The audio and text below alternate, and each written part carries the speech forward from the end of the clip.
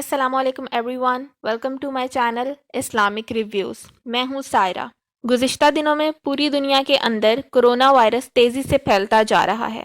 چین، Japan, France, Germany, Canada اور تقریباً دنیا کے 15 ممالک میں یہ وائرس پھیل چکا ہے۔ یہ وائرس اتنا خطرناک ہے کہ 15 ڈاکٹر جو کہ پیشنٹ کا علاج کر رہے تھے اس وائرس سے افیکٹڈ ہوئے اور ان کی ڈیتھ ہو گئی۔ ہم اللہ تعالیٰ کا جتنا بھی شکر ادا کریں کم ہے کہ اللہ تعالیٰ نے ہمیں دین اسلام جیسی نعمت سے مزین فرمایا۔ ہمیں اللہ تعالیٰ کا بہت شکر ادا کرنا چاہیے۔ اللہ تعالیٰ نے ہمارے لیے جانوروں میں ایسی حدود مقرر کر دی ہیں جن کو کھانے کے بعد ہمارے اندر وائرسز کا شبہ کم ہو جاتا ہے۔